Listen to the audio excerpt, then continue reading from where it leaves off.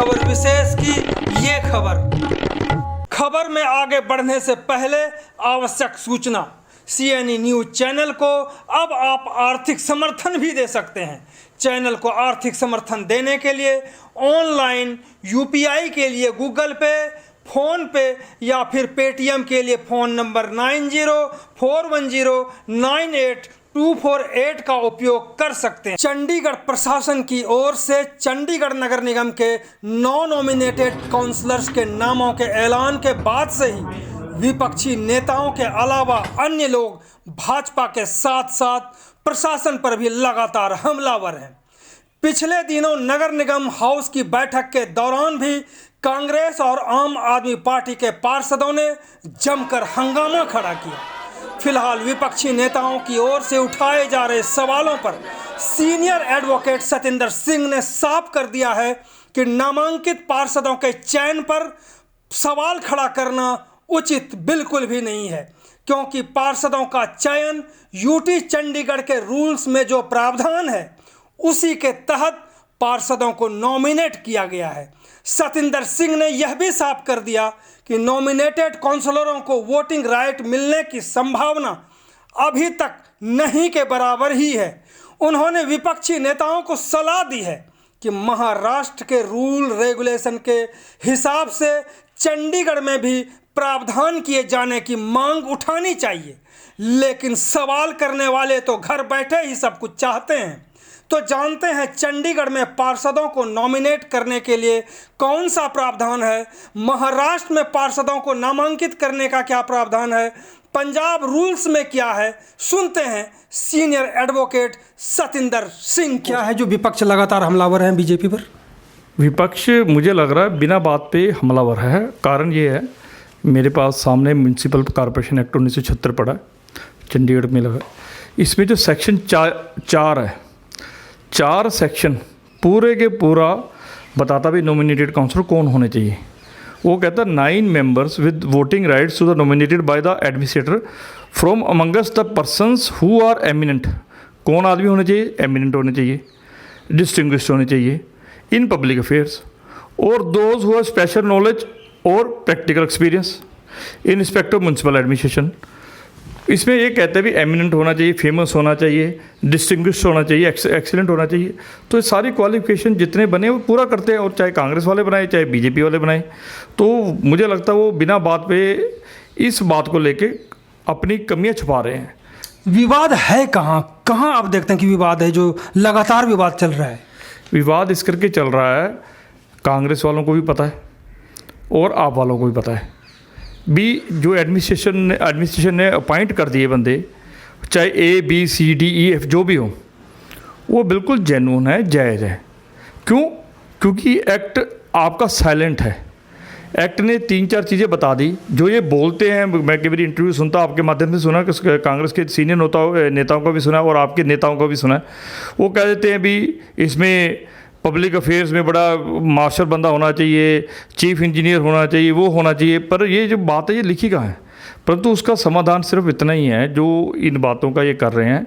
ना तो दोनों पार्टियों वालों ने कभी देख रेख की है, ना दूसरा कहीं 1996 से कॉर्पोरेशन बनी हुई है। 1996 में नॉमिनेटेड काउंसिल बने, 2001 में बने, उसके बाद 2006 में बने, आगे बनते रहे। तकरीबन हर बार कहीं ना कहीं थोड़ा थोड़ा विवाद चलता है। और विवाद का कारण क्या होता है? क्योंकि यहाँ पे चंडीगढ़ में कहीं पे भी रूल्स नहीं बने हुए। पहले यहाँ पे वोटिंग राइट था। यानी सर कन्फ्यूजन तो है ही ना कहीं। इस कन्फ्यूजन को कैसे दूर किया जाए, इसके लिए भी तो प्रशासन को, जनता को, नेता को, सबको देखना चाहिए। हाँ, उसमें देखो एक तरफ से सोल्यूशन तो है। सोल्यूशन ये है भी एक्ट से फ्लो करते हैं रूल्स जी। अगर रूल्स ये बन जाए, जैसे मुंबई में मैं आपको बताता हूँ, मैं अभी जब सर्च कर रहा था, महाराष्ट्र में म्यूनसिपल काउंसिल्स में जो नॉमिनेटेड काउंसिल बनते हैं उनके लिए रूल्स बना रखे हैं। रूल्स में कौन कौन से लोग होंगे, क्या क्या होंगे, मैं आपको बता भी देता हूँ। यानी कि महाराष्ट्र में रूल्स है तो उस रूल्स को भी तो सर चंडीगढ़ में फॉलो किया जा सकता है। नहीं, वो महाराष्ट्र के एक्ट में है। तो चंडीगढ़ में अगर बनाने पड़ेंगे तो चंडीगढ़ के जो एक्ट में इसमें लेके एडमिनिस्ट्रेशन को रूल्स बनाने पड़ेंगे, जो उसका प्रोसीजर होगा वो अडॉप्ट करने पड़ेंगे और उसको फिर लागू किया जाएगा। परंतु उसको लागू करने के लिए सभी पार्टियों को एकदम प्रशासन के साथ मिलके, प्रशासन के ऊपर प्रभाव डाल के ये रूल्स बनाने पड़ेंगे ताकि चंडीगढ़ का भला हो। पर रूल्स बनाने के लिए मैं बताता हूँ, बहुत अच्छे वहाँ पे महाराष्ट्र वाले भी हैं जो उसको जरूर बता दें कि जो मुंबई महाराष्ट्र में जो रूल्स लागू हैं वहाँ पे, उस रूल्स को जरूर बताइए ताकि यहाँ पे अडॉप्ट करवाने के लिए नेता जनता दबाव डाल सके प्रशासन पर। हाँ, मुझे लगता है जो नेता लोग हैं उनको काफ़ी को पता भी होगा और जान के वो बोलते नहीं है और गुमराह करते हैं, कई बार चीज़ें करते नहीं ठीक तरह से। महाराष्ट्र में जो है वो उसका जो नाम मैं वो बताता हूँ, Maharashtra municipal councils and nagar panchayat and industrial township qualification and procedure for appointment of nominated councillor, ये 2010 के रूल्स है वहाँ पे। इसमें जो 5-6 पॉइंट्स है मैं बता देता हूँ भी वो क्या क्या कौन कौन नॉमिनेटेड काउंसलर वहाँ पे हो सकता है। एक तो है रिकॉग्नाइज्ड मेडिकल प्रैक्टिशनर, डॉक्टर जो होते हैं मेडिकल, जिसका एक्सपीरियंस कम से कम 5 साल का हो। फिर दूसरे स्तर पे उन्होंने बताया भी एजुकेशनिस्ट हो सकता है, परंतु एजुकेशनिस्ट में कौन कौन में भी आ सकता है उसमें ये भी बताया, रिटायर्ड प्रोफेसर भी आ सकता है, लेक्चरर भी आ सकता है, प्रिंसिपल जिसका कम से कम 5 साल काम किया हो, एक्सपीरियंस हो, हाँ कार्य। फिर इंजीनियर, जो इंजीनियर्स हैं जो जिन्होंने की हुई है वो इंजीनियरिंग वाले भी आ सकते हैं, प्रोफेशनल एक्सपीरियंस उनका कम से कम 5 साल चाहिए, वो भी है सर। एडवोकेट्स भी आ सकते हैं जिनका प्रोफेशनल एक्सपीरियंस 5 साल हो। फिर असिस्टेंट कमिश्नर लेवल के अफसर और डीसी लेवल के भी अफसर आ सकते हैं, परंतु उनका सिर्फ कंटिन्यूस काम करने का जो एक्सपीरियंस है अपनी सीट पे काम करने का 2 साल का चाहिए। जो डीसी स्तर के जो डीसी और असिस्टेंट कमिश्नर उसका 2 साल के लिए। अच्छा, एनजीओ में भी आ सकते हैं, एनजीओ का जो आएंगे सदस्य उसका कम से कम एनजीओ में 5 साल में काम करने का एक्सपीरियंस हो, उनके सर्टिफिकेट्स हो। तो ये कुछ उन्होंने वहाँ पे कुछ रूल्स बनाए हैं। उसके बाद जब उनका फॉर्मेशन होती है तो एडवर्टाइजमेंट आती है, फिर लोग अप्लाई करते हैं और जो जो उनको चुनता होता तो ठीक है पॉलिटिकली उसमें सही चलती है, बट सारे लोग अप्लाई करते हैं। उसमें कल को कोई यही नहीं कह सकता भी मैंने अप्लाई किया था मैं रह गया जो कुछ हो गया। तो जो आते हैं वो एकदम लिस्ट में आते हैं सर। जिस तरह से यहाँ पर हम जिस तरह से आपने बताया हो कि महाराष्ट्र में इस तरह के रूल्स हैं, तो सपना हम देखते हैं पंजाब वाले रूल्स का।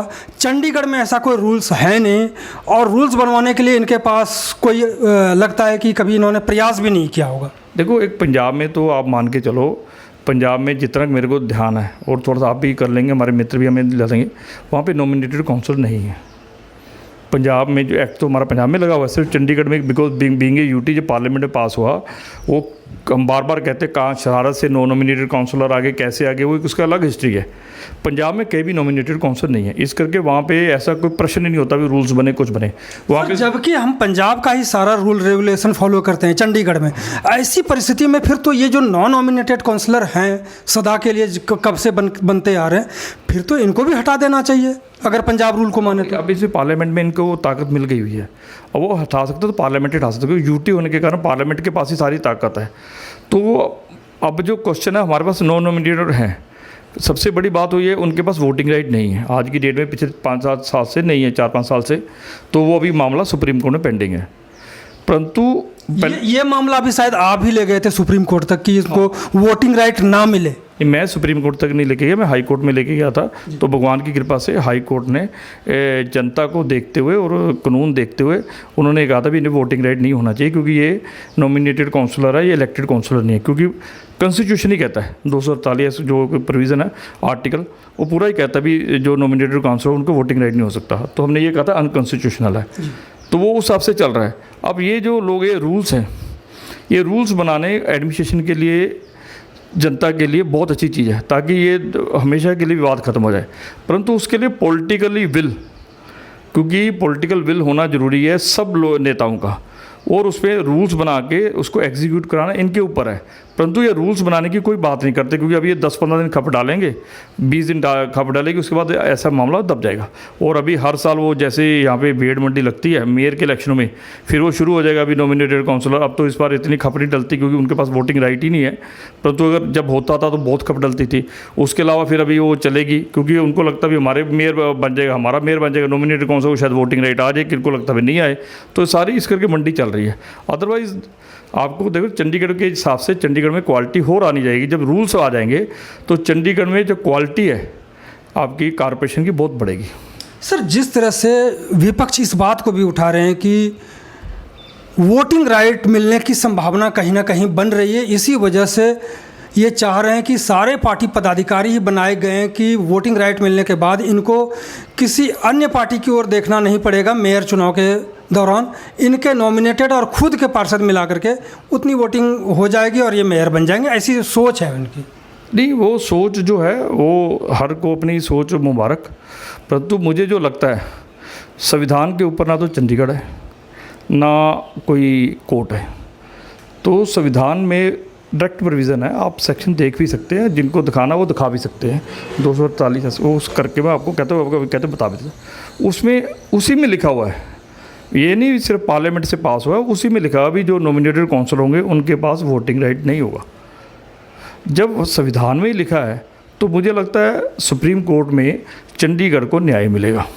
सर, जैसे वोटिंग राइट को लेकर के कई बार चर्चाएं होती है लोगों से, तो उसमें कहता है कि जैसे यूपी वगैरह में कई क्षेत्र हैं वहाँ पे जहाँ पर वोटिंग राइट नहीं है नॉमिनेटेड काउंसलर को, तो शायद यहाँ भी नहीं ही संभावना है अभी तक। नहीं तो हम तो कह रहे नहीं है, तो जी आप भी कह रहे हैं। हाँ, वो तो हरियाणा में भी हुआ था, नॉमिनेटेड काउंसलर को इन्होंने वोटिंग राइट पीछे दिया था, तो अपने हाई कोर्ट ने उनका भी वापस ले लिया था जी।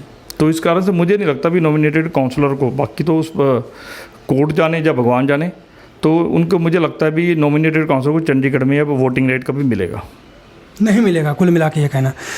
तो कुल मिलाकर के जो ये शोर शराबा कर रहे हैं, शोर मचा रहे हैं विपक्ष के लोग कि नियमों की धज्जियां उड़ा करके ये नॉमिनेटेड काउंसलर बनाए गए हैं, जब रूल रेगुलेशन ही यहाँ पर नहीं है महाराष्ट्र की तरफ, तो फिर तो हो हल्ला मचाने के बजाय इनको प्रशासन के पास जाना चाहिए कि रूल्स तैयार किए जाएं ताकि नॉमिनेटेड काउंसलर के लिए क्लियर समझ में आ जाए सारी बातें। प्रशासन के पास जाना चाहिए, प्रशासन आपकी बात सुनेगा, नहीं करता तो आपके पास हाई कोर्ट खुला है। किसने मना किया आपके पास हाई कोर्ट ना जाओ, आप सुप्रीम कोर्ट जाओ, कहीं तो जाओ, परंतु आप जाना कहीं नहीं चाहते। आप राजनीति सिर्फ लोगों के बीच में करना चाहते हो, आप हल्की राजनीति करने के चक्कर में 2 प्रेस में स्टेटमेंट दे देते हो और सब कुछ देते हो, वो करना चाहते हो आप। प्रैक्टिकली आप चंडीगढ़ के लिए आपको प्यार नहीं है, चंडीगढ़ के लिए आप करना कुछ नहीं चाहते, बिकॉज आप चाहते भी सब कुछ मिल जाए और बदनामी आप लेना नहीं चाहते। आपको लगता भी केस डाल देंगे, कुछ कर देंगे, अफसर हमारे से नाराज ना हो जाए, वो ना नाराज हो जाए, ये ऐसी सारी बातें करेंगे तो चंडीगढ़ का भला कैसे होगा सर। तो कुल मिलाकर हल्दी लगे ना फिटकरी, रंग चोखा।